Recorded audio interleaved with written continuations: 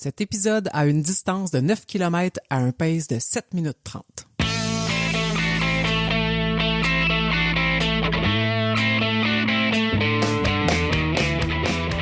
Salut, c'est Coach Bill. On est de retour pour une saison 3 de Coureur.io dans une formule renouvelée. Ici Coach Frank. Évidemment, on poursuit notre mission de vous accompagner dans votre pratique de la course à pied, en étant pertinent, mais surtout en ayant bien du fun. Allô, moi c'est Coach Isa, je suis la petite nouvelle qui se joint à l'équipe. Mets tes souliers, prends tes écouteurs parce qu'on part pour une belle course ensemble.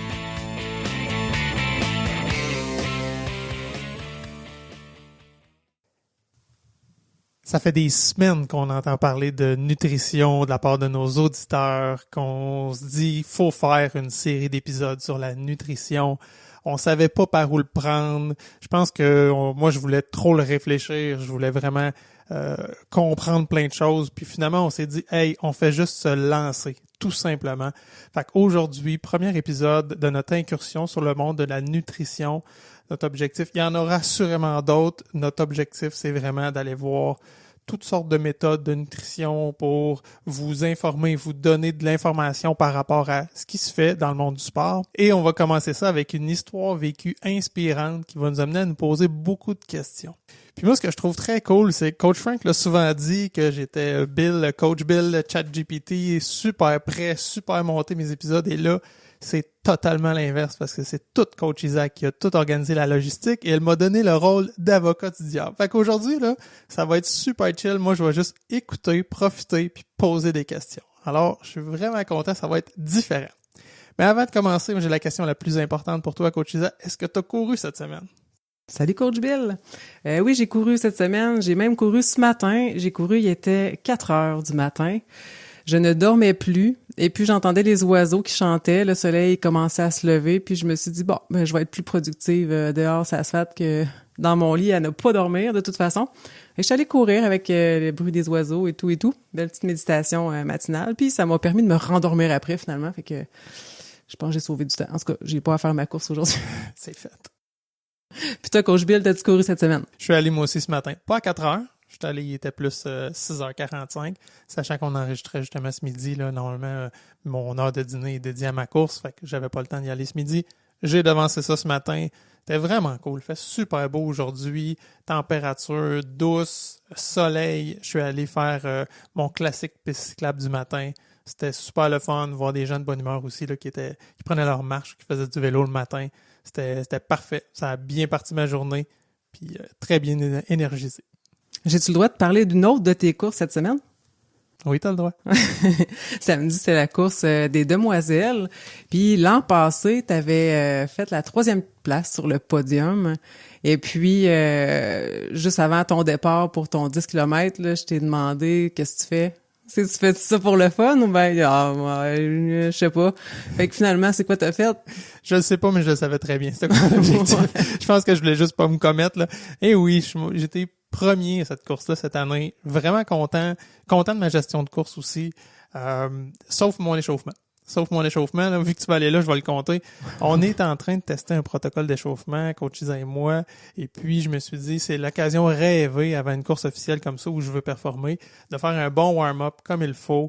Mon objectif, c'était de courir 8-10 minutes à peu près, puis avoir un 8, mais super, super léger. Avoir un 8-10 minutes après ça, cool down, vraiment arrêter. Tu sais, que j'ai quand même une hausse de la fréquence cardiaque, être prêt, mais que ça ait pu redescendre un petit peu. Puis après ça, prendre le départ. J'ai complètement fuck up parce que je me suis trompé dans mon heure de départ. J'étais convaincu que le départ du 10 km était à 10 heures. Et puis, à, je pense, 9h35, je me fais dire, ben non, c'était à 9h45 le départ du 10. C'est le 5 qui part à 10 heures. Et merde. Fait que là, je suis parti. Je suis allé faire un warm-up pareil. J'ai fait comme 1,6 kg. Et pendant que je revenais de mon tour de carré, là, je vois l'autre bord du champ, tout le monde qui est aligné sur le départ. Fait que j'ai coupé dans le champ de baseball pour me rendre au départ, puis je suis arrivé littéralement 10 secondes avant le départ. Fait que j'ai pas eu 10 minutes de repos entre mon warm-up puis ma course.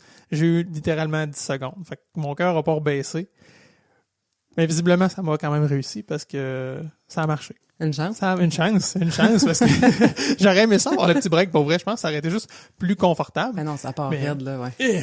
Tabarouette. Mais effectivement, j'ai topé ma fréquence cardiaque relativement tôt dans le 10 km, Ouais. mais je le tolérais bien. Ça a bien été.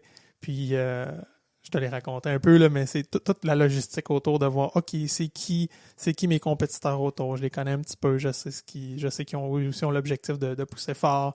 Là, je dis, OK, je pousse plus au début pour les fatiguer. Je m'économise dessus. Puis finalement, ça a super bien marché. J'étais content, j'étais arrivé, T'as temps que j'arrive, là. Ça a été quand même difficile.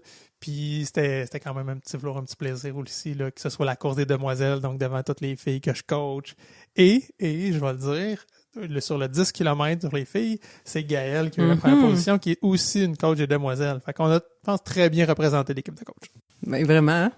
Une belle moyenne. Puis c'est le départ, en fait, je pense qu'il a été devancé en plus, fait que t'as perdu quelques minutes à cause de ça, parce qu'il y avait du retard, puis finalement, ils ont pris de l'avance. C'est un petit peu plate pour ça. Puis il y a quelqu'un d'autre qui m'en a parlé aussi sur le départ. Ah oui? Oui, ils ont devancé le départ, ouais. Hey, ça aurait été mauvais. J'arrive après le départ. Hey, je les voyais. Ah non, faut pas que ça parte. Non, c'est J'aurais vraiment eu la répète. Mais félicitations. Merci. Un peu de blabla avant de commencer dans le sujet principal. Moi, je voulais nommer Anne-Marie qui nous écoute depuis un petit bout puis qui trouve ça super intéressant. Ce que j'ai trouvé le fun, c'est qu'elle est venue commenter sur Facebook pour poser la question si elle devait faire des étirements alors qu'elle est hyper laxe. J'ai pris le temps quand même un petit peu de lui répondre. C'est sûr que ça vaudrait la peine pour y aller avec une évaluation. Ça dépend aussi c'est quoi tes objectifs. Si j'avais le choix, si tu en ressens vraiment le besoin, j'irais plus en étirement actif pour activer tes articulations comme il faut.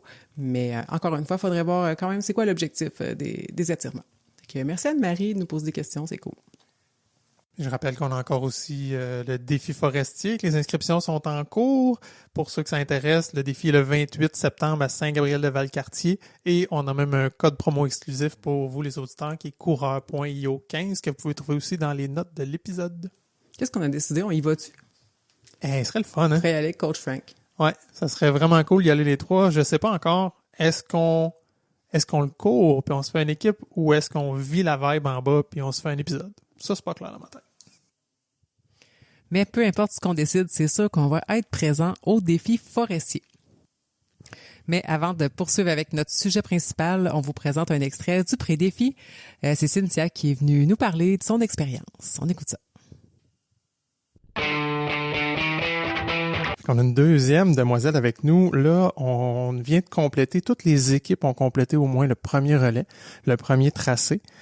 Et puis, on voulait avoir l'opinion d'une demoiselle qui c'est sa première année qui commence. Et puis là, elle a son premier relais de fête. On a Cynthia avec nous. Bienvenue. Merci. J'ai le goût de te demander, à froid comme ça, comment ça s'est passé ton relais? Super bien. Vraiment. On dirait que je me prépare toujours au pire. Puis là, finalement, on était déjà arrivé, c'était fini. Mais j'ai quand même profité. C'est beau à Shawinigan. On a couru sur le bord de l'eau.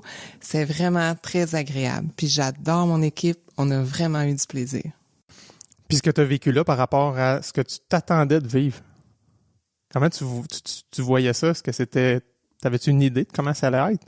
En réalité, là, je m'étais pas trop fait de scénario dans ma tête. J'y allais un petit peu avec plein d'ouverture, avec l'idée que je vivais ça, en fait, pour avoir du fun.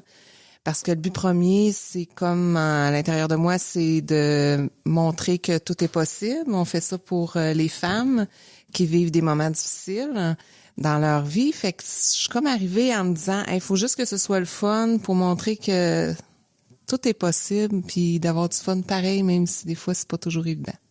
Très cool. Tu réalises-tu l'ampleur de la préparation que ça prend pour faire... Toi, dans le fond, tu fais le 50 km, donc tu fais 4 fois 4 km. Réalises-tu l'ampleur de tout ce que tu as accompli pour te rendre aujourd'hui ici? Tellement. Moi, je courais pas dans la vie. Jamais. J'aimais pas ça non plus. Puis c'est ce que j'avais dit à ma coach, Joanie. Moi, je cours pas, j'aime pas ça. Et à cause de toi, Isabelle, tu m'as dit que ça se pouvait que j'aime ça courir. Donc, Joanie m'a confirmé que tu avais raison. C'était possible que je puisse aimer courir. Et là, vraiment, j'aime ça, courir. J'ai vraiment du fun. J'ai appris tranquillement. Puis là, c'est vrai que ça prend toute la préparation. Là, je fais des 4 km, puis je me dis, crime, ça passe trop vite. Mais c'est fou, hein, qu'est-ce qu'on jase quand on se fait tatouer, parce que c'est ça, hein, c'est pendant une journée de tatou qu'on a jasé des demoiselles, puis crème, embarque donc. Ouais. Elle a dit, on le fait. Un genre de t'es pas game, là. Ben tellement. Puis en plus, c'est le vendredi avant le premier lundi des demoiselles, ce qui fait que c'était... Elle a dit, t'as 2 jours pour y penser. C'est ça. OK, pas de pression pantoute. Mais non, mais en toute liberté. Tu sais, j'ai pensé fort, puis je me suis dit, ben oui, dans le fond, tu sais, c'était bien stimulant, tout ce que tu me racontais, puis ça ressemble pas mal à ça, là. Tu sais, toute l'espèce de force d'équipe de filles, là. Je sais, Billy, tu fais partie des exceptions dans notre Je suis groupe de l'anomalie. filles. C'est ça. Mais la force d'un groupe de filles, c'est fou, là. Puis, tu sais, l'énergie, le positivisme, tu sais, tout le monde est comme, tu sais, personne pense que personne ne va y arriver. En fait, je vais à la négative, mais en fait, tout le monde croit en tout le monde dans l'équipe. C'est ça qui est vraiment, vraiment le fun, là. Puis la puissance, l'énergie, c'est ça, tu sais, c'est beaucoup plus facile faire un relais que de faire une course tout seul de son côté pour le même nombre de kilomètres puis toutes les mêmes conditions, là.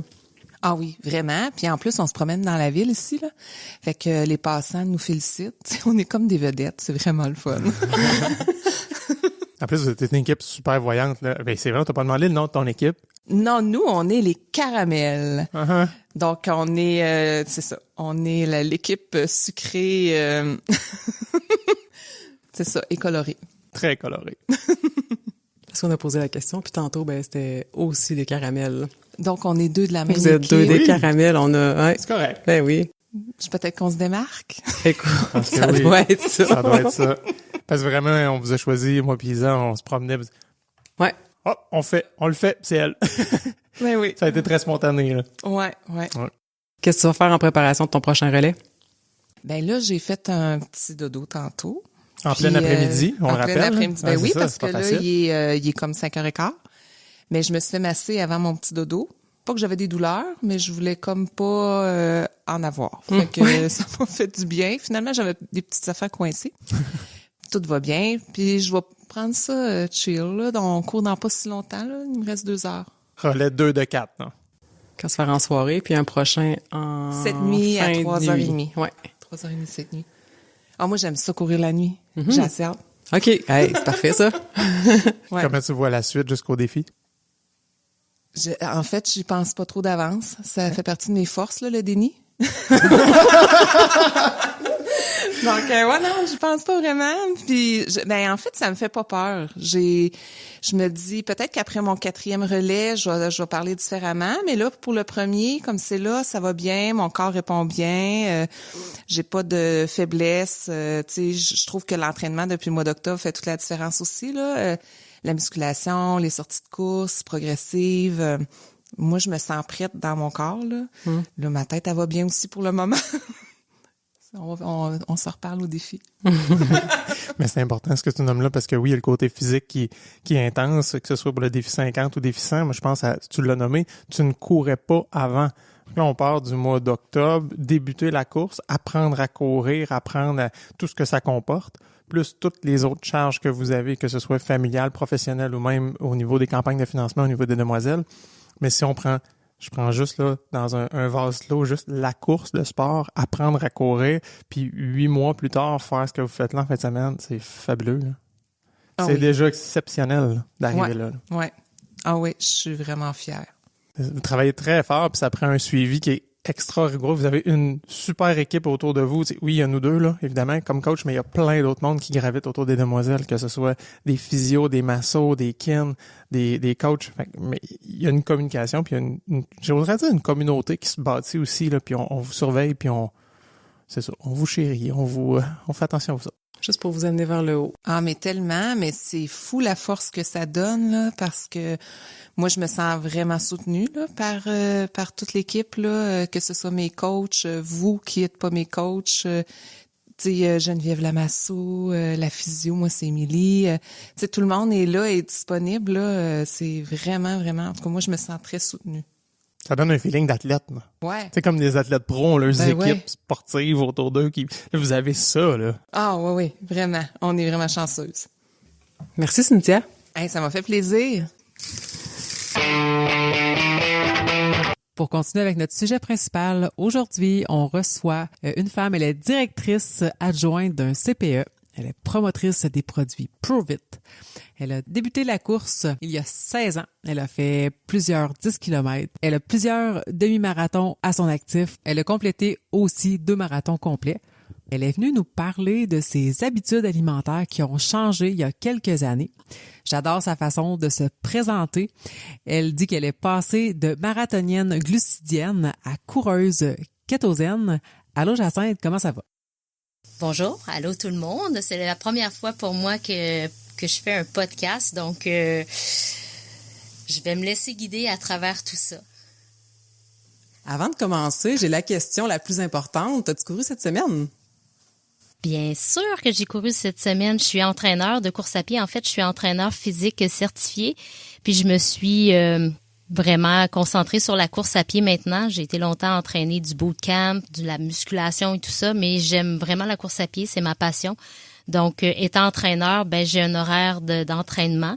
J'ai couru lundi avec ma belle gang sur le bord de la rivière des Outaouais. Ici, moi, je suis dans l'Outaouais, donc sur une belle piste cyclable avec un décor incroyable qu'on peut voir à Ottawa, l'autre côté. On a fait des intervalles de vitesse. On a fait un peu de musculation à mi-chemin. Donc, bref, oui, j'ai couru cette semaine. Étant entraîneur, je cours avec ma gang. Donc, voilà. Puis j'ai couru aussi samedi passé. La fin de semaine, je vais courir pour moi-même, dans ma tête à moi.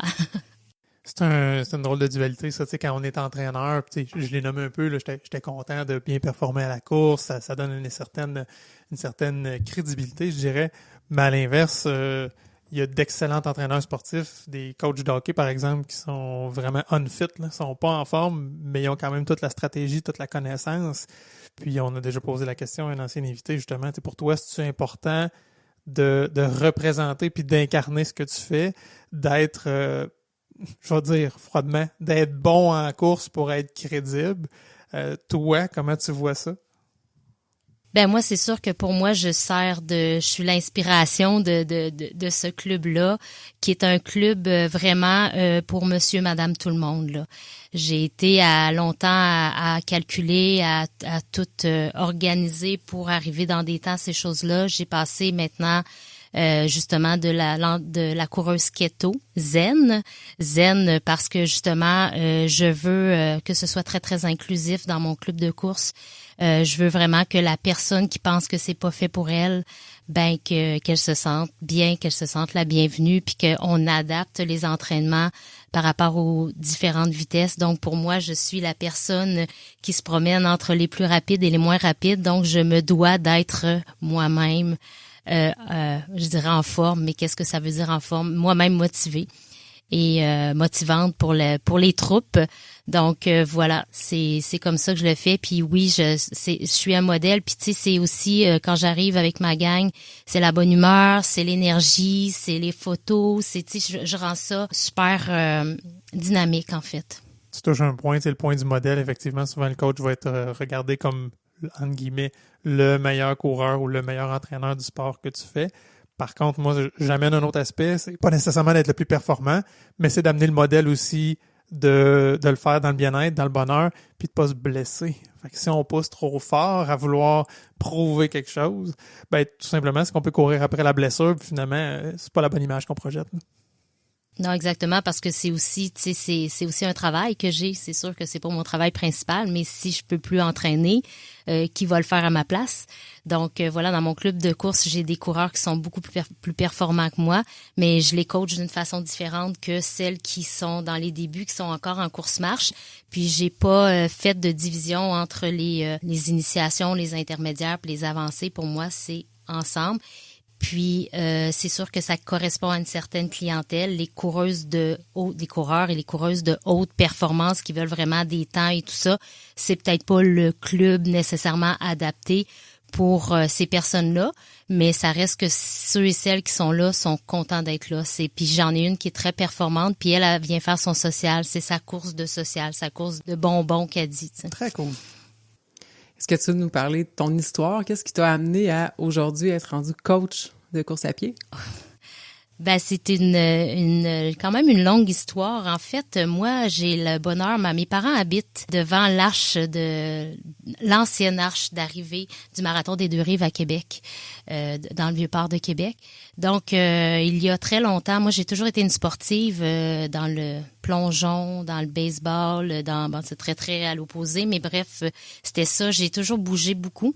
Quand j'ai eu mes enfants, ça a pris un stop, mais on allait chez papi, mamie, et à chaque année, c'était le Marathon des Deux-Rives, puis je regardais ces gens-là arriver, puis je me disais, un jour, moi aussi, je vais faire ça. Fait que ça n'a pas été long que je me suis mis à l'entraînement, mais à l'entraînement de n'importe comment, là. J'ai acheté le livre de John Stanton. Je sais pas si vous connaissez John Stanton. Ça me dit rien. C'est les running rooms. Les boutiques running room. En tout cas, il y a un livre, il y a un plan d'entraînement. Moi, je voulais courir un 10 km. J'ai acheté ce livre-là, puis bref, je me suis mis à suivre le programme. C'était le programme de courir 10 minutes, marcher 1 minute. Je trouvais ça bien le fun parce qu'à toutes les 10 minutes, je pouvais me reposer. Donc bref, j'ai suivi ce programme-là à la lettre, mal équipé, mal organisé. J'habite dans les côtes à Val-des-Monts, c'est côteux comme ça. Donc tout mon entraînement s'est fait dans les côtes. Et quand est arrivé ce fameux marathon-là que j'ai fait, le 10 km sur l'épisode, pas l'épisode, mais l'événement du Marathon des Deux-Rives. Maintenant, ça s'appelle plus comme ça, mais bref. J'ai embarqué sur la ligne de départ avec une montre chronomètre, des espadrilles, je suppose que j'avais pris ça. Mais j'ai couru, puis j'ai fini la ligne d'arrivée avec un bonheur, une satisfaction. Puis quand même un temps pas pire pour une coureuse débutante, mais je ne savais pas. C'est les gens autour de moi qui m'ont fait « T'as couru dans ce temps-là? » J'ai fait « j'ai juste couru, moi. J'ai couru du début jusqu'à la fin. Je me suis poussée un peu, je devenais inconfortable un peu, mais bon, sortir de notre zone de confort, on en parlait tantôt, j'aime ça. Donc voilà, j'ai pogné la piqûre. Et là, je me suis mis à m'équiper, à me dire, là, je vais faire un demi-marathon. L'année d'après, j'étais au demi-marathon avec ma sœur, encore avec le plan d'entraînement de John Stanton du Running Room. Je suivais ça à la lettre, puis il y avait beaucoup d'entraînement en côte. Donc, j'ai le bonheur d'être dans les côtes. Donc, il y avait beaucoup d'intervalles, beaucoup de côtes. En tout cas, c'était très varié comme entraînement, mais je suivais ça sur un bout de papier toute seule.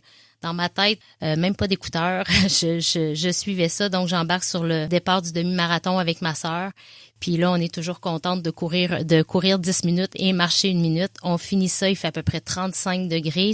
Le Marathon des Deux-Rives était à la fin du mois d'août.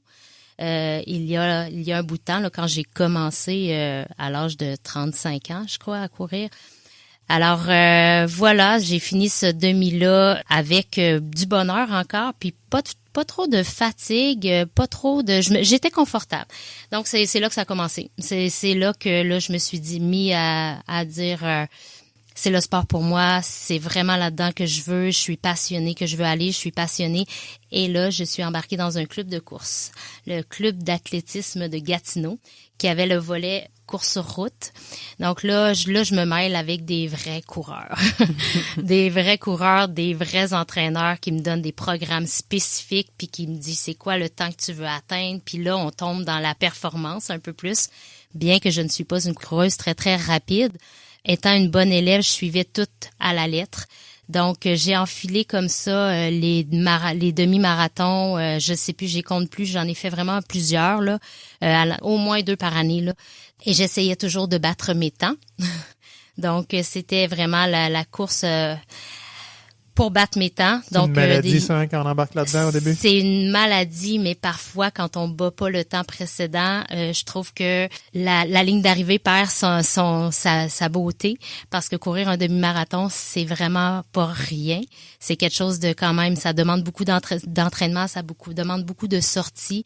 Puis tantôt, tu me disais, Isabelle, que tu as couru à 4 heures du matin. Moi, avant d'être directrice adjointe dans un centre de la petite enfance, j'avais ma garderie en milieu familial ici parce que je voulais rester avec mes enfants. Fait que moi, je me levais à tous les matins à 5 heures pour aller courir. C'était le seul moment que je pouvais le faire. Fait que des fois, j'enroulais un 12 km le matin à 5 heures avant d'ouvrir à 7 heures. Donc, je rentrais cet entraînement-là. C'était super important pour moi. Donc, ça s'est poursuivi comme ça, année après année, avec le beau club de course, me pousser, se challenger entre coureuses, entre coureurs aussi, participer à des événements, aller à Montréal, aller à Québec, ici à Ottawa. J'ai fait le marathon d'Ottawa en demi-marathon plusieurs fois. Je l'ai fait j'ai fait Army Run aussi. Bref, j'en ai fait quelques-uns là autour ici. Et voilà, puis à ce moment-là, mon substrat énergétique, si on veut en venir à l'alimentation, ce que j'entendais, ce que je lisais, parce que je lisais beaucoup sur la course à pied, quand on devient passionné, on dévore tous les livres. Puis l'alimentation a toujours fait partie de quelque chose qui m'interpellait. Puis étant une coureuse, ce qu'on me disait, c'est vraiment beaucoup de manger des glucides. Donc, étant encore une fois une bonne élève, je carburais littéralement aux glucides à mon grand bonheur parce que les pâtes, j'adore ça. Le riz, les fruits, bref, des bananes, tout ce qui contient des glucides, j'en absorbais quand même beaucoup. Puis moi, sur une course, j'avais à un moment donné dosé mes gels de glucides. J'imagine que vous connaissez les gels de glucides qu'on traîne sur la course. J'avais tellement peur à la chute d'énergie que j'avais calculé que j'avais besoin d'un gel de glucides à travers tous mes entraînements, là. Un gel de glucides à peu près aux 35 minutes. Donc, à toutes les 35 minutes, j'ouvrais un gel de glucides. Puis, je l'enfilais pour justement éviter la catastrophe. Pour moi, c'était comme ça, là. C'est mon corps qui brûlait les glucides possiblement très rapidement. Puis, voilà, je devais avoir la ceinture pleine. Je fais juste un petit retour. Tu as dit deux choses que je trouvais intéressantes avant qu'on aille plus loin. Tu t'as dit, je suis parti avec une petite montre chronomètre, des souliers de je ne sais pas quoi. Puis après ça, j'ai décidé de m'équiper. La plus grande menterie du siècle. Là. On veut tous se faire croire, la course, ça coûte rien, ça prend juste une paire de souliers. C'est faux. C'est faux. Parce qu'après ça, on veut une montre, on veut des écouteurs, on veut plus qu'une paire de souliers, on veut les shorts de compression, on veut... Il y a pas de fin. Fait que, puis après ça, les courses, ça c'est l'autre affaire, là. Une course, on dit, on c'est niaiseux, c'est gratis courir dans ton quartier. Pourquoi tu vas payer pour aller courir avec du monde? Ça s'explique pas. C'est juste le fun, c'est juste grisant. Mais arrêtons. On peut continuer, là, de faire croire que ça coûte rien la course, puis ça coûte juste une paire de souliers, là, mais entre nous, là, c'est faux. C'est vraiment pas vrai. Hey, c'est clair que c'est faux. Ma première année de demoiselle, je me suis dit, ça coûtera pas si cher que ça. Oublie ça, je me suis réinscrit une deuxième année pour rentabiliser mon stock. Tout ce que t'avais acheté. Puis l'autre chose que t'as nommé, c'est que quand on bat pas notre temps, on se génère une déception, puis ça, je trouve ça tellement triste. Par contre, je pense que c'est un espèce de passage obligé. Où au début, c'est grisant parce qu'on dit « Hey, je suis bon, il y a un sentiment de compétence, l'augmentation de performance est quand même sentie puis rapide au début, mais ça devient un peu logarithmique. Là. C'est-à-dire que passer, mettons, sur un 5 km de le faire en 40 minutes ou le faire en 39 minutes, j'ai gagné une minute, c'est wow! Là. Mais si je passe de le faire en 20 minutes à 19 minutes, il y a 4 mondes dans cette minute-là. Là. Elle est beaucoup plus difficile à aller chercher cette minute-là de 20 à 19 que de 40 à 39. Fait que quand on commence, c'est ça qui est cool. Ça donne le goût de continuer parce que tu dis « Hey, je vois des gains, je vois de la performance. » Puis on devient un peu accro à ça, à voir nos temps augmenter. Puis généralement, c'est pas rare que soit les gens qui vont le faire trop rapidement vont se blesser, vont abandonner la course, ce qui est triste, ou vont se battre de blessure en blessure jusqu'à temps de comprendre écoute, c'est peut-être pas ça. Il y a peut-être une autre manière de le faire, de continuer d'être performant, mais d'avoir du plaisir d'une autre manière en course que juste s'accrocher sur un chiffre.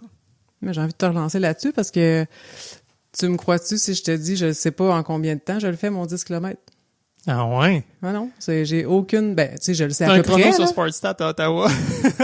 Vois-tu, j'ai même pas... Non, j'ai... C'est cool, ça, bravo. Cet impact-là, mais non, c'est pas pour... non, je trouve ça cool. Bravo. Il y a tellement de monde qui se rendent malade avec le chiffre. Pour vrai, c'est capable de le faire je trouve ça très cool. Mais je me dis, coudonc, je vais-tu en venir là? Tu sais, je vais-tu venir à regarder mes temps puis à pousser autant? En tout cas. Mais ouais, t'as raison, j'ai pas de pression là-dessus. Tant mieux. Je vais te faire écouter une petite piste audio. C'est l'épisode d'Ottawa. Frank, qui parle de sa ceinture. Puis depuis l'année passée, je m'entraîne. À chaque fois que je fais une longue, je mange les maudites barres exact 2, là, fruits 2. Là. Ça devrait être ça s'appelait sucre 2 parce qu'il y a comme juste du sucre là-dedans. Puis Mais fait que là, je les digère bien maintenant, je me suis entraîné. Puis moi, au contraire, comme je te l'ai dit quand on s'est croisés, moi, je suis parti avec 8 barres, je voulais être autonome. S'il n'y en a plus au ravito, tu sais, comme je vais la prendre aux 45 minutes. Puis comme indiqué, j'en prends une aux 45 minutes. Puis même en dernier, j'avais comme mal au cœur. Puis j'avais pas le goût de la manger. Puis je me suis forcé parce que je me suis dit, elle va me donner mal au cœur, mais j'aime mieux avoir du sucre dans moi que de manquer de fuel. Parce que d'un coup, tu n'as manqué, c'est comme, il est trop tard, là. Ton corps l'absorbe pas assez vite pour que tu puisses finir. Quand j'ai entendu ça, en fait, en réécoutant l'épisode, moi, ça m'a parlé vraiment quand j'ai commencé à courir plus avec les demoiselles. Là, c'était on mange des jujubes, puis on prend des sucres avant, puis on va manquer de gaz. Puis je me disais, voyons, si ça fait du sens d'être physiquement capable de courir. On fait 100 km aux demoiselles, mais les gens courent, on le sait, là, 21, 42 et plus, et plus, et plus. Ça se peut pas qu'on soit pas autosuffisant dans notre énergie. Voilà, puis le corps est bien fait. Puis tu sais, ça me parle énormément, là, l'audio que tu viens de passer là, parce que ça, c'est moi avant, là, la peur de tomber en chute d'énergie parce que je l'ai vécu, fait que j'avais fait le calcul, puis tout est un calcul à un moment donné, c'est que tu regardes ta montre puis tu te fais comme, OK, j'attendrai pas d'avoir cette chute-là, je le prends avant. Et là, moi, c'est les brûlements d'estomac. Quand je suis partie pour faire mon premier marathon à l'âge de 40 ans, j'ai fait mon premier marathon et ce qui est drôle, c'est que c'était l'anniversaire du 40 ans du marathon d'Ottawa. Donc, j'ai 50 ans cette année, c'était le 50e. Donc, c'était mon premier marathon. Je m'étais dit que j'allais faire un marathon à 40 ans. Je suis partie, là, la ceinture débordante de gel de glucides parce que je me disais, c'est pas vrai que je vais chuter avec tout l'entraînement que j'ai fait. Donc, voilà, c'était comme ça. Puis souvent, quand je finissais mes entraînements ou même mes événements, moi, je cours beaucoup sur le bord du canal à Ottawa, donc je pars pas de chez moi parce que je suis en campagne. Quand je rembarquais dans mon auto, c'était pas rare que je voyais pas bien. Ma vision était floue. Je me sentais avec un brouillard, je me sentais pas bien. Puis naturellement, j'avais des bananes dans mon auto parce que il fallait encore que je me rende ces glucides-là, même si les bananes, c'est des bons glucides en fait. Puis pour retourner chez moi, qui est à peu près à 20 minutes d'auto, je me disais, je suis un peu dangereuse sur la route parce que j'étais complètement sortie de moi-même, complètement épuisée, mais complètement plus focus, là. Mon cerveau était comme, ça fonctionnait plus. Combien de fois c'est arrivé? Des fois non, mais souvent oui. Puis tu sais, avant mon premier marathon, ce qui est un peu étrange, c'est que oui, je courais beaucoup avec ces glucides-là, j'avais beaucoup de brûlements d'estomac, mais justement, c'est soit les brûlements, soit la chute de glucides que je choisissais les brûlements d'estomac. Puis 10 jours avant mon événement, je me blesse, avoir de la misère à marcher, une blessure à la bandelette qui a vraiment mal tourné. Et là, l'événement est dans 10 jours, ça fait des années que je cours des demi-marathons. Ça fait 18 semaines que je m'entraîne de façon très spécifique pour le marathon. Et là, je suis complètement découragée parce que les coureurs, on est un peu obsédés, hein? Un peu? Par la course. Ouais. Un peu, pas mal. Un peu beaucoup, je pense. Et là, je me dis, c'est mon premier, c'est-tu un signe? Faut pas que je le fasse. Donc, mon entraîneur qui s'appelle Donald de Côté, entraîneur ici du club d'athlétisme de Gatineau, me dit, Jacinthe, t'arrêtes tout. Tu fais plus rien, tu cours plus, tu fais juste faire ce que tu as à faire dans ta journée. Puis même juste de faire ce que j'avais à faire, c'était difficile d'embarquer dans ma voiture. Donc, il me dit, fais rien jusqu'à temps que tu embarques sur le départ, puis advienne que pourra. Et là, écoute, moi, c'est la catastrophe, puis je vous rappelle que je carbure aux glucides, donc je mange énormément de glucides, puis je mange quand même beaucoup. Et là, je suis 10 jours sans courir, mais je continue de carburer à ces glucides-là. J'embarque sur le départ du marathon avec un 5 livres de trop. En quelques jours, hein, c'est fou. C'était quelques jours, je l'ai brûlé à mesure. Mais là, j'y brûlais plus. Ben oui. Un peu découragée, donc la veille du marathon, j'embarque sur mon tapis roulant pour juste tester la machine. C'est impossible pour moi. Ça marche pas. Fait que je m'installe. Le lendemain, je me dis, j'y vais pareil. Bon, ça, c'est pas un bon conseil que je donne, mais j'étais tellement obsédée, je me suis dit, c'est pas vrai. Je me suis pris des Tylenol et des Advil, puis j'ai embarqué sur le départ avec mes gels de glucides. Fait que vous voyez bien que mon système n'était pas super, mais je sais pas, par miracle, je sais pas qu'est-ce qui est arrivé, j'avais un ange avec moi, j'ai couru tout le marathon sans aucune douleur. J'en parle. Les Tylenol, les Advil qui ont aidé un peu. Hey, en plus d'avoir mes gels de glucides, j'avais des Tylenol puis des Advil. C'est comme, puis je calculais, parce que Tylenol, Advil, en tout cas, bref.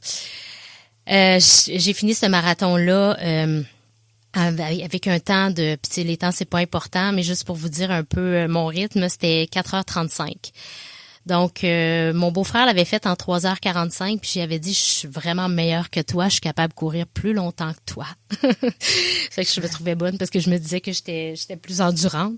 Mais bref, le lendemain, j'étais en béquille, j'ai été en physio pendant 6 mois. Reprendre la course à 1 minute. Puis, encore là, les glucides, alors je perds un petit peu le contrôle de mon corps parce que je cours pas autant. Puis, je comprends pas à ce moment-là que le problème, c'est tous les glucides que j'absorbe. Puis, l'année d'après, je refais le marathon, quand même. Je regarde des photos de moi, je suis complètement gonflée. J'ai toute l'air sauf d'une marathonienne. Puis, à ce moment-là, j'ai 41 ans. Je le fais une deuxième fois, je suis contente, je bats mon temps. On est content de battre notre temps. J'ai descendu ça de à peu près 7 minutes, quand même, qui est quand même bien pour un marathon. Ça aurait pu être plus rapide que ça. Encore une fois, sur les glucides. Donc, après ça, dans ma vie, qu'est-ce qui est arrivé là pour faire le lien avec l'alimentation? Est-ce que je peux te poser juste une petite question? Oui, vas-y. En fait, c'est plus un peu une affirmation. Tu sais, il faut mentionner, dans le fond, il y a une dépendance aux glucides. Tu sais, c'est ça que tu nommes. Tu as juste continué de t'alimenter de la même façon, mais tu deviens dépendant de cette façon de t'alimenter-là. Si du jour au lendemain, tu t'arrêtes, tu te sentiras pas bien. Tu es un peu prise au piège avec toutes les gels puis tous les glucides que tu t'enfiles parce que tu cours. Mais du moment, c'est ça, t'arrêtes de courir. Le sucre est une puissante drogue là, que le cerveau demande. Là. Mm-hmm. C'est très, très puissant comme dépendance, en fait. C'est la dépendance du siècle. Puis il y en a de cachés tellement partout. Puis tu sais, moi, j'étais pas une mangeuse de gâteaux au chocolat. Là. C'était vraiment les pâtes, le riz, le pain. C'est là que j'allais chercher mes glucides. Là. Puis beaucoup les fruits. C'est sous-estimé, là. Les gens vont penser, OK, c'est du chocolat, ça va être des bonbons, mais c'est beaucoup plus large que ça. Ça va beaucoup plus large que ça. Les fruits, d'ailleurs, c'est ça, il y a des glucides dans les fruits. Oui, exactement. Puis, tu sais, moi, je commençais ma journée avec un shake de fruits, là. Fait que, pouf, je faisais monter mon indice glycémique en partant. Donc, après ce deuxième marathon-là, je ferme ma garderie en milieu familial et je m'en vais travailler devant un ordinateur. Et ce travail-là m'apporte un niveau de stress que, tu sais, je passe de mon sous-sol là, dans un bureau à gérer des affaires plus grosses. Alors, ça a pris toute la place dans ma tête puis dans mon cœur. Fait que j'ai complètement arrêté la course à pied. J'ai complètement, comme du jour au lendemain, là, plus rien. Et je rappelle que je carbure encore aux glucides. Donc là, je perds littéralement le contrôle de mon corps. Je me retrouve avec une prise de poids incroyable. Je me retrouve avec des douleurs. Je me retrouve avec... j'ai perdu le contrôle, vraiment perdu le contrôle. Puis là, je me disais, quand je retourne courir, c'est là que je vais bien. Fait que je retourne courir, mais je vais pas bien. Je reviens de ma course, puis là, je suis pas bien, ça va pas bien parce que je me sens pas bonne. Parce que, alors là, je mange des glucides. Encore, toujours. Puis voilà, fait que ça a été un épisode plus difficile, même vous devez le sentir dans ma voix. Je sais pas pourquoi que ça fait ça, je suis désolée. Mais voilà. Alors là, à un moment donné, j'en ai assez de pas dormir. Puis là, le monde me dit, c'est parce que tu vieillis, c'est normal de prendre du poids en vieillissant, c'est normal de pas dormir en vieillissant, c'est normal de vivre du stress en vieillissant. Puis je me dis, hey, c'est pas vrai que je perds le contrôle de ma vie à l'âge de 45 ans. Donc, un jour, j'ai une collègue de travail au CPE où je suis directrice adjointe maintenant de CPE Maison Montessori de Chelsea. Qui arrive avec ses lunchs, puis je fais comme, mais c'est donc bien drôle, qu'est-ce que tu manges, puis ça. Puis elle dit, je suis dans l'alimentation keto.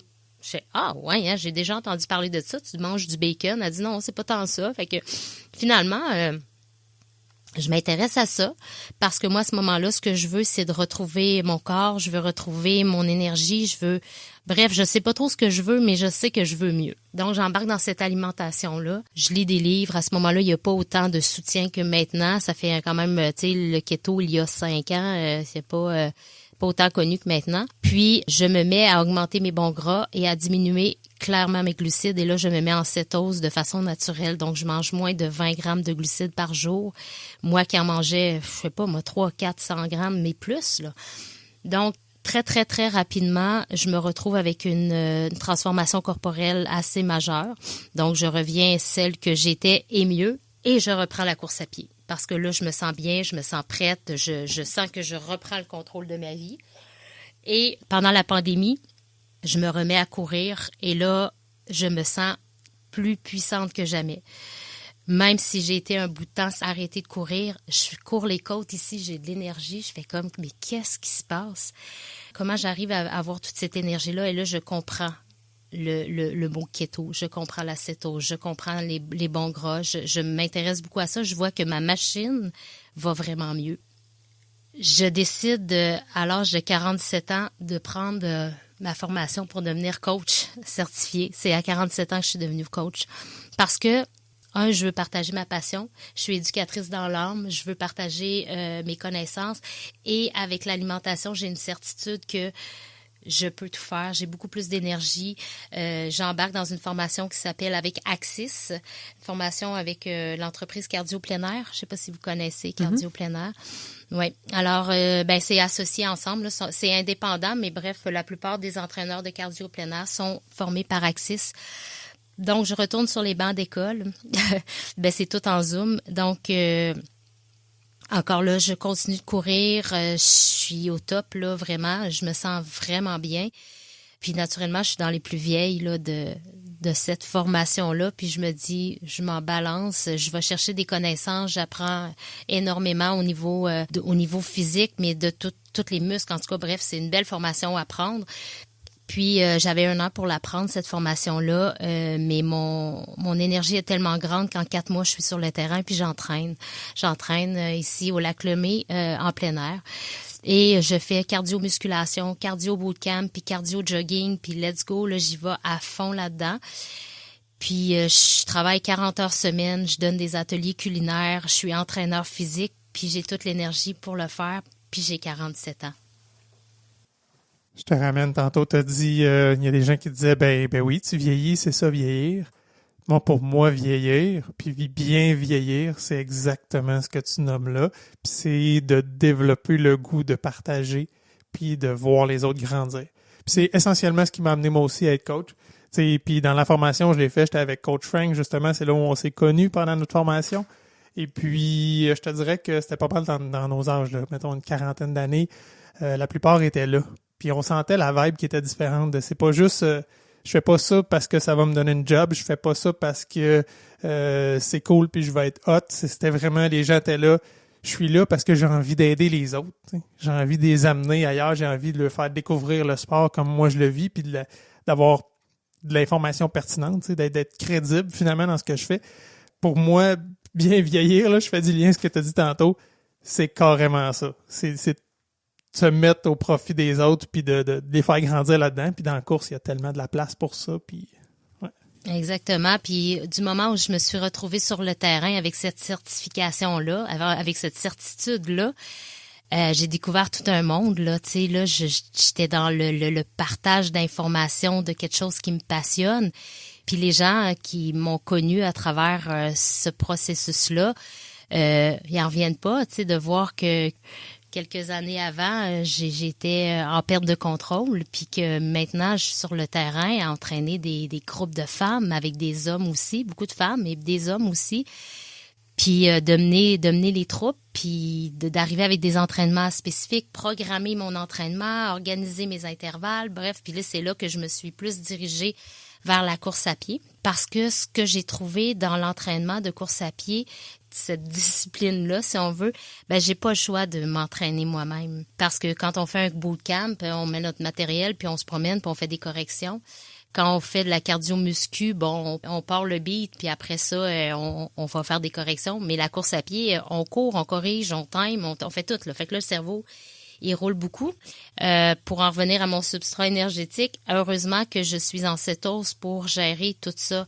Les temps, celle qui est en arrière, celle qui est en avant.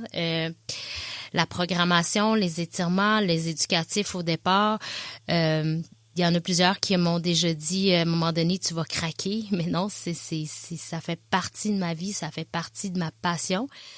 Voilà, j'en suis là maintenant, puis je continue parce que, tu sais, moi, j'ai pas besoin de ce travail-là, comme tu disais. Pour moi, c'est un plus à ma vie. Donc, c'est ce que j'aime. Puis, étant donné que mon club de course, parce que j'ai entraîné pendant un bout de temps pour cardio plein air, maintenant, j'ai parti mon propre club de course qui s'appelle Côté Course. Puis, je l'ai rendu justement accessible à tout le monde. Puis ce qui est le fun là-dedans, c'est que je me rends compte qu'il y a des gens qui ont commencé à courir parce que il y avait toujours eu cette envie-là, mais en même temps, ils voyaient que les clubs de course, ils se sentaient intimidés, en fait. On a l'air des Robocop avec nos vestes, notre bandeau, nos lunettes, nos espadrilles, nos bas jusqu'aux genoux, nos petites shorts serrées. Puis c'est ce que je veux enlever, tu sais. Arrive avec tes jogging, là, fais comme moi, là, mets tes espadrilles, puis après ça, on gérera le reste, là. Viens bouger, puis après ça, tu iras t'équiper, puis tu iras dépenser. Combien de fois j'ai entendu des gens, j'aimerais ça aller dans ton club de course, mais je suis pas assez en forme, je suis pas encore assez bon. Ben, au contraire, c'est maintenant que tu as le plus de bénéfices au lieu de cristalliser un bâton de course tout croche ou partir sur des mauvaises bases ou partir croche, te blesser puis penser que la course, c'est pas pour toi. C'est clairement le meilleur moment pour venir, mais t'as raison, c'est intimidant, le monde de la course, d'un point de vue extérieur. Par contre, une fois qu'on l'intègre, on se rend compte que les gens sont tellement ouverts, veulent tellement partager, sont pas là juste, écoute, c'est le fun de parler de temps, là, on aime ça, parler de nos temps et de nos bébelles. Mais au bout de la ligne, c'est tellement pas ça la trame de fond. Puis tout le monde, combien de fois j'ai vu des gens encourager, soit des inconnus ou des... Tu sais, hey, lui, il est hot, il a fini sa course, puis après ça, il m'encourageait. Puis oui, mais c'est ça. C'est ça la vibe. Puis tu as dit quelque chose tantôt qui m'a rappelé un souvenir. Quand j'ai commencé à entraîner, on m'avait donné la liste des participants, puis pour vrai, c'était presque juste des femmes. Là, je me dis, voyons donc, c'est bien drôle ça. Puis là, je posais la question, tu sais, dans le gym auquel j'étais associé, puis ben, c'est bien simple. Je dis, les gars, vous avez des têtes de cochon, vous pensez que vous savez le faire, vous partez de votre bar, les filles viennent chercher de l'aide. Ah ouais, c'est vraiment ça.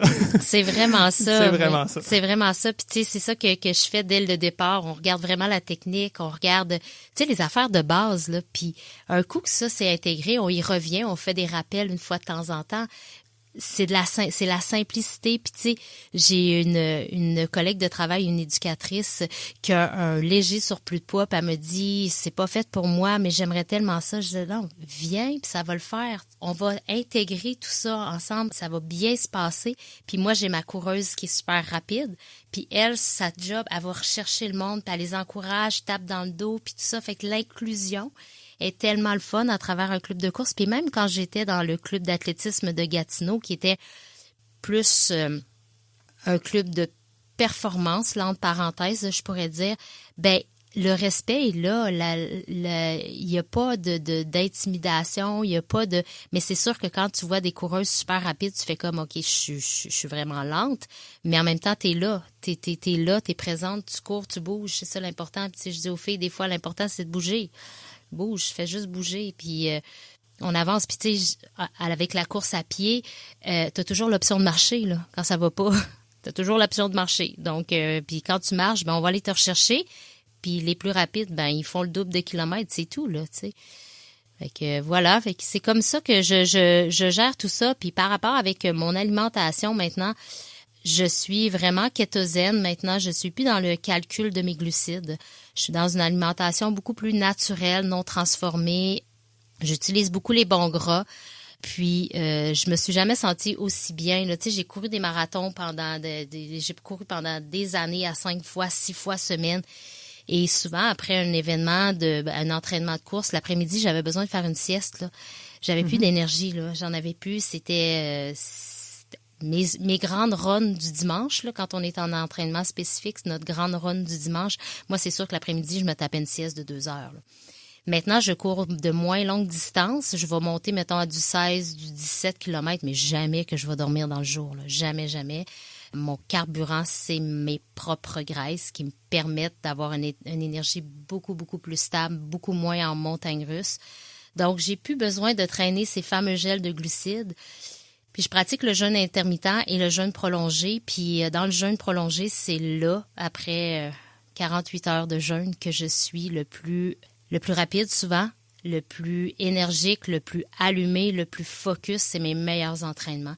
Et moi qui avais peur de partir de la maison s'entraîner mes bananes, ben maintenant je suis capable de courir et c'est là qu'on en revient, Isabelle, à ce que tu disais. Le corps est une machine incroyable quand on lui donne la clé, l'accès à l'énergie la plus explosive, dans le fond, puis la plus stable. Dans le fond, tantôt, tu as parlé de cétose, tu as nommé ça quelques fois. Tu veux expliquer un peu en quoi ça consiste? Oui, c'est ça, je baigne dans la cétose depuis longtemps. En fait, mettre son corps en état de cétose, c'est quand notre foie se met à produire des corps cétoniques. Les corps cétoniques, c'est une molécule que le corps fait de façon naturelle quand on descend notre consommation de glucides en bas de 20-25 grammes pendant quelques jours. Et là, il y a un renversement qui se fait parce que là, le corps est comme en manque de glucides. Donc, il n'y a plus de glucides. Alors, le corps, il se fait comme, ben là, ça me prend de l'énergie. Il faut que j'aille chercher de l'énergie quelque part. Et c'est là que, il y a du gras. Je vais aller chercher ça dans le gras. Donc là, le corps, il y a un renversement de substrat énergétique. Donc, les glucides étant brûlés, il va aller chercher dans les propres graisses. De là, les transformations corporelles des gens qui se mettent sur un style alimentaire comme ça. C'est pas un régime de perte de poids, c'est vraiment un effet secondaire de la cétose parce que le corps, il va vraiment puiser dans les sources profondes d'énergie. Puis plus on est en jeûne, plus on diminue les glucides, plus le corps se renverse. Puis un coup que c'est fait, l'énergie, elle est beaucoup plus stable. Moi, je suis une grande fervente des jeûnes. Sans le savoir, j'aimais mieux partir courir à jeun que d'avoir mangé. Je me rendais compte que j'avais beaucoup moins de baisse d'énergie, mais je comprenais pas nécessairement pourquoi. T'as nommé même 48 heures de jeûne. C'est pas juste de pas déjeuner, là. Tu sais, t'es 2 jours sans avoir mangé. Est-ce que tu le fais régulièrement? Moi, c'est à tous les mois. Je fais un jeûne de 60 heures, là. Ça va être mon 16e, je pense, cette fois-ci. C'est quelque chose que je fais, mais tu sais, c'est sûr que il y a une évolution. Là, moi, ça fait 4 ans et demi que je suis dans le monde de la cétose. Ça fait 2 ans, presque et demi, que j'ai intégré les produits naturels qui sont les ketones exogènes.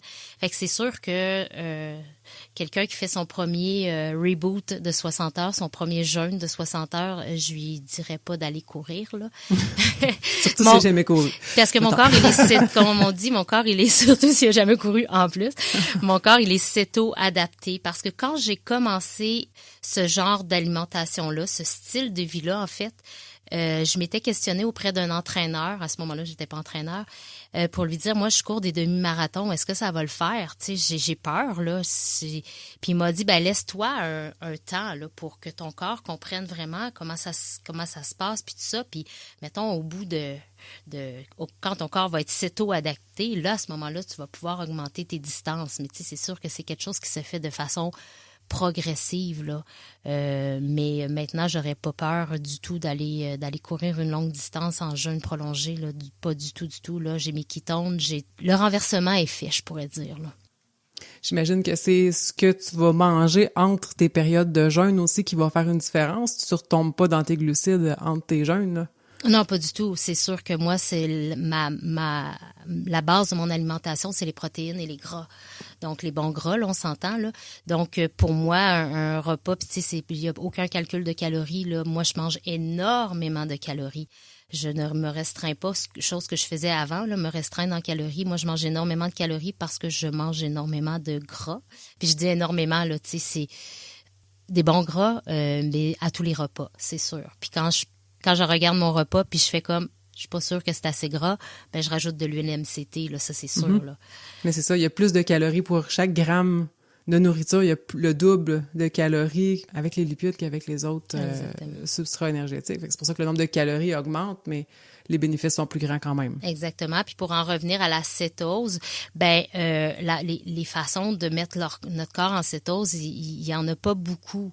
Puis même, il y a certaines personnes qui, avec 20-25 grammes de glucides pendant plusieurs jours, quand ils font un test sanguin au niveau des cétones dans le sang, sont pas nécessairement dans un état de cétose. Donc, d'arriver à se mettre en cétose de façon naturelle, c'est quand même assez... faut que tout calculer. Chose que j'ai déjà fait. Vous savez, maintenant, je ne calcule plus rien.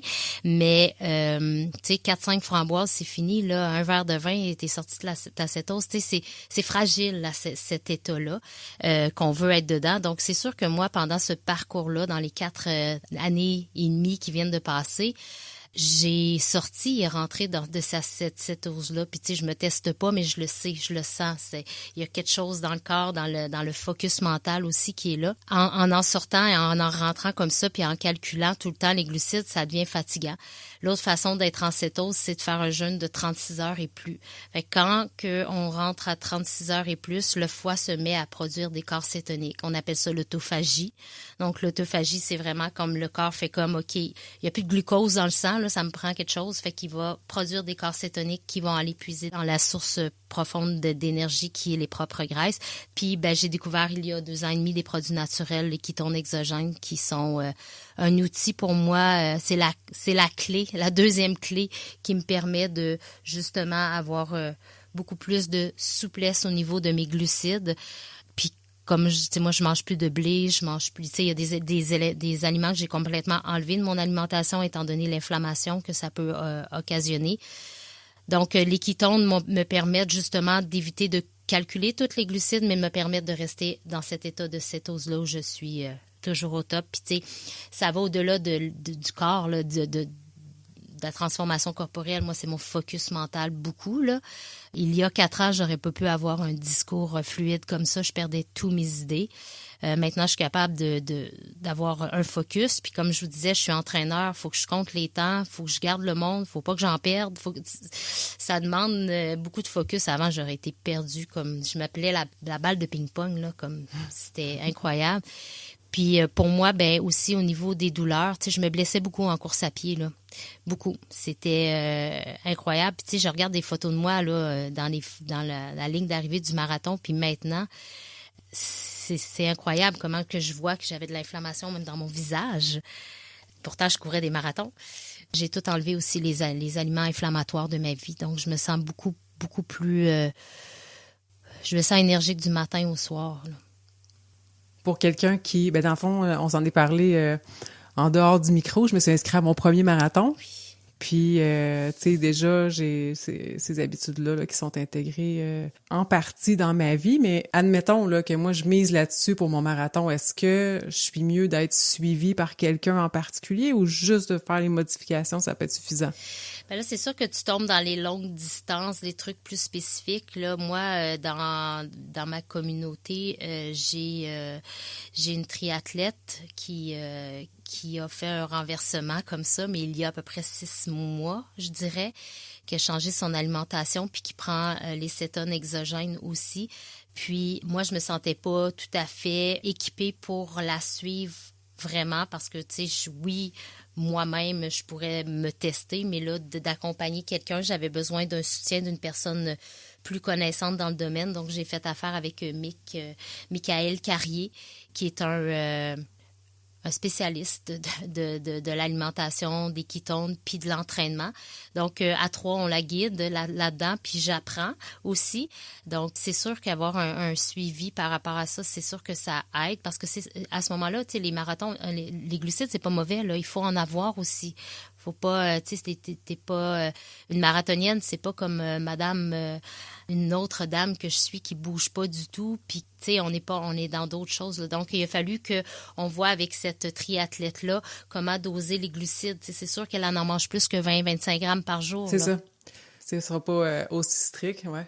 Non. Puis, est-ce que tu as des performances jusqu'à maintenant? Tu dis, ça fait 6 mois que tu la suis. Est-ce qu'elle a eu... Oui, elle est allée faire son entraînement de triathlon au Utah dernièrement. Puis, toutes ses performances se sont améliorées. Ses temps se sont toutes améliorés, mais c'est surtout sa récupération. Qu'elle parle beaucoup. Bon, les temps, c'est tel que tel, mais elle dit c'est la récupération, c'est incroyable parce que elle a de l'énergie après encore pour poursuivre ses journées, chose qu'elle n'avait pas avant. Puis dernièrement, je suis allée à un événement à Québec, puis un athlète de demi-Ironman qui vient d'intégrer les ketones, qui vient de changer un peu son alimentation à travers tout ça. Puis dans ses entraînements, il a tout amélioré ses temps. Donc lui, il est complètement convaincue que c'est vraiment la bonne clé là, pour lui là-dedans. Donc, tu sais, il y a plusieurs exemples comme ça. Puis là, présentement, on commence un suivi avec un homme dans la quarantaine qui va faire 1000 km de vélo. Mais c'est dans 4 semaines. Fait qu'il faut voir, là, tu sais, on peut pas tout couper comme ça. Donc, je fais appel à Mick qui m'aide vraiment là-dedans. Donc, ça, c'est super intéressant. Moi, j'ai une question pour toi. J'ai souvent entendu parler d'utilisation de l'acétose, justement, soit des diabétiques même qui ont renversé leur diabète comme ça, ou pour des courtes périodes, mais pour du prolongé 4 ans et demi, tu disais, c'est quand même long. Puis je me demandais comment tu gères ça socialement. Tu sais, t'es invité, mettons, on s'en va manger, je sais pas, un resto de pâtes. OK, tu y vas pas, tu y vas, tu trouves quelque chose. Comment ça marche? Ben, c'est sûr que, tu sais, après 4 ans et demi, on développe des façons de faire, mais honnêtement, de plus en plus, les restos sont très, très céto-adaptés aussi. C'est facile pour moi de faire des choix. C'est surtout sur les huiles que ça me cause problème parce que dans les restaurants, c'est beaucoup des huiles de canola. Puis moi, les huiles de canola, j'essaie le plus possible de pas en prendre. Par contre, tu sais, je reste humaine puis je reste, je veux dire, socialement, je m'empêcherai pas de manger. Je suis pas dans l'extrême comme ça. C'est pour ça que pour moi, les ketones, c'est l'outil indispensable parce qu'aussitôt que je sais que je sors de ma cétose, ben, je peux prendre un sachet de kétone puis redevenir complètement cétose. Donc, pour moi, ça aide beaucoup. Quand je vais manger chez des amis, ben, après 4 ans et demi, tout le monde sait que je suis dans cette alimentation-là. Puis, honnêtement, les gens autour de moi sont de plus en plus dans cette alimentation-là. Donc, ça devient beaucoup plus facile. Je regarde au CPE, plus que la moitié des éducatrices sont en keto. Donc, c'est sûr que, tu sais, on sert de modèle à travers tout ça. Puis, les gens sont interpellés à être bien. Les gens veulent être bien, tout simplement. Quand c'est à travers l'alimentation, ben, ça se fait super bien. Puis, au resto, ben, j'adapte. Là. Tu sais, s'il y a des... Moi, tant qu'il y a des ailes de poulet, là, je suis correcte, là. Ouais, c'est ça. C'est plus varié qu'on pense. Oui. En fait, t'as réglé le trouble, t'as juste clairé tes amis qui mangeaient du sucre. Là. C'est ça a fait un petit peu... T'es plus mon ami. T'es plus mon ami. Exactement. Puis quand ils me demandent, ben, tu viens-tu souper chez nous? Je vais faire, oui, je vais faire le dessert. Donc, je fais des très bons desserts faibles en glucides avec des farines d'amande et tout ça. Ma fille, elle a une petite entreprise qui s'appelle Amandes et Coco. Elle fait parce qu'elle aussi est dans l'acétose. Elle a vraiment amélioré sa qualité de vie aussi à travers tout ça. Mais elle fait des desserts et des pâtisseries cétogènes, là, faibles en glucides. Donc, c'est sûr que quand je vais manger chez des amis, c'est moi qui apporte le dessert. Puis les gens sont souvent bien surpris que ça goûte bon. C'est un bon truc. Tu sais, je suis clairement pas là-dedans, là. Moi, je pars comme toi, là. Tu sais, mettons, jadis, là, j'en bouffais du sucre, là, avant, pendant ma course. Puis il y a des gens qui me parlaient de faire des courses à jeun. J'étais incapable. J'en avais mal à l'estomac. J'étais pas bien si je partais à courir sans manger. Par contre, dans les 2 dernières années, j'ai vu quand même un shift important. J'en ai parlé dans l'épisode d'Ottawa où mes 2 derniers marathons. Celui de l'année passée, je me suis forcé à manger comme 3 petits blocs de glucides, là, style 100 calories total, les 3 ensemble, là, plus une petite gaufre d'encore là, 120 calories.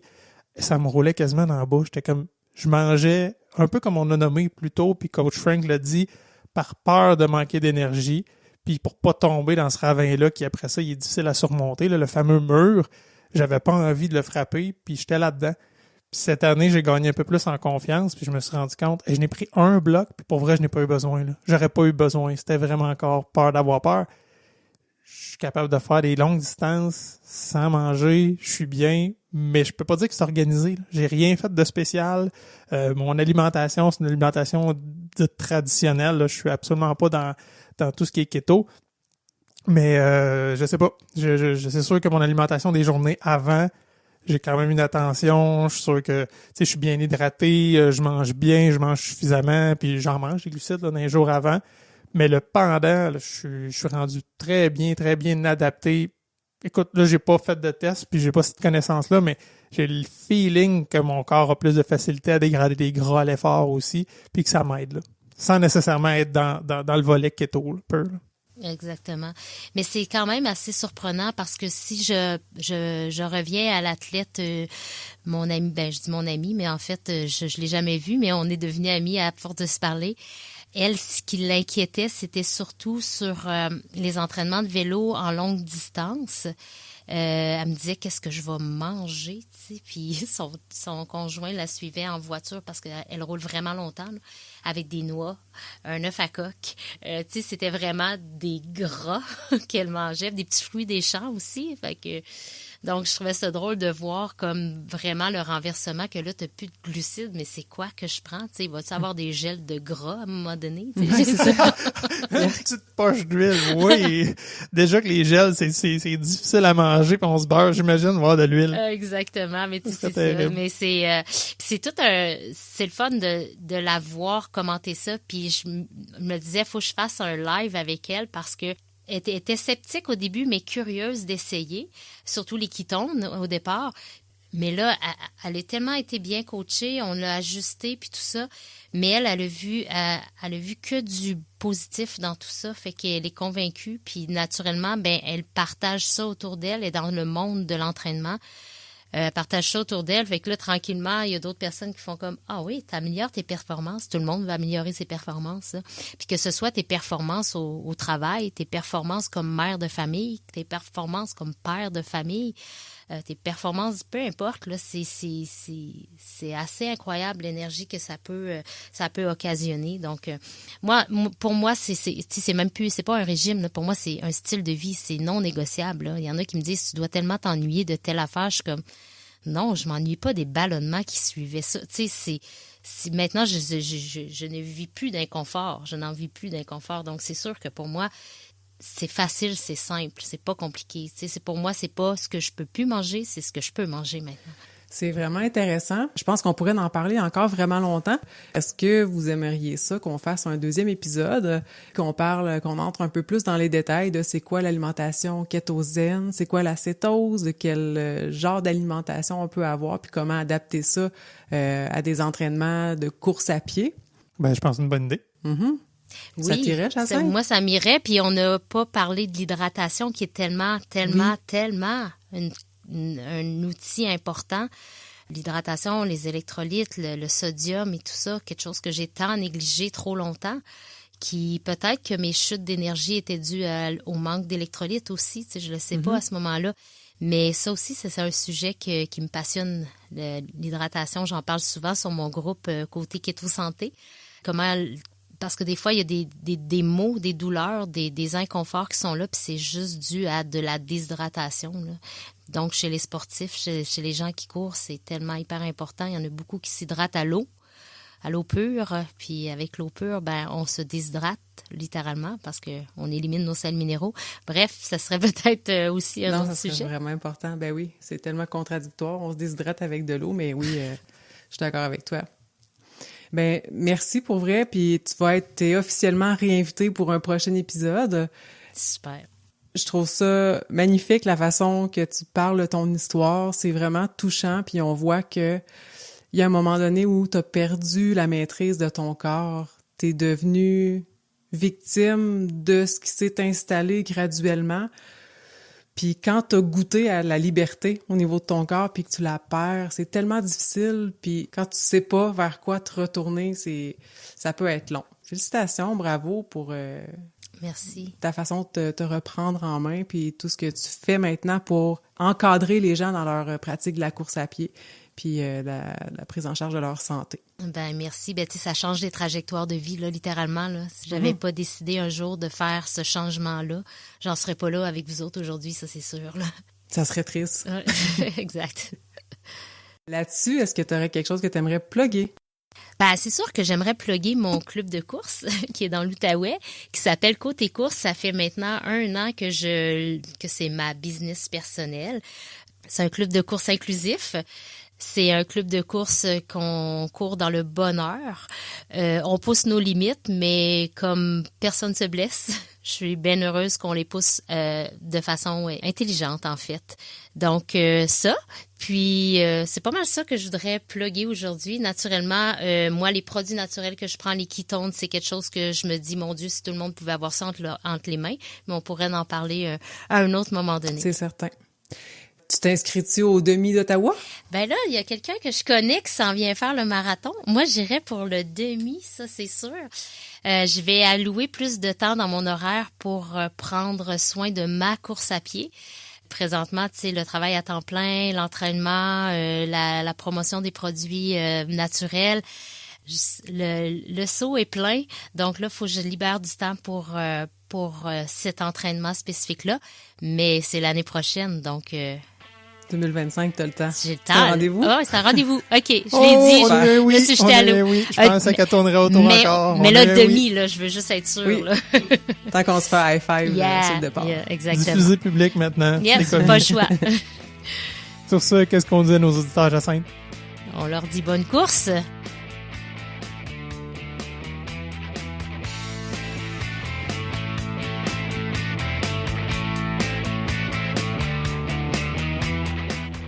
Ici Coach Frank. Avant de vous quitter, si vous avez aimé cet épisode, une bonne façon de nous aider, c'est de partager cet épisode avec un ami. Bien sûr, vous inscrire au podcast, nous laisser un review 5 étoiles et un commentaire sur Apple Podcasts ou Spotify serait énormément apprécié. Okay guys, like and subscribe.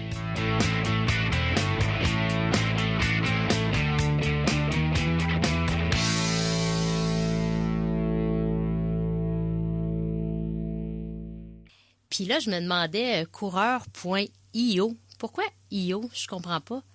Ça veut dire instead of. OK.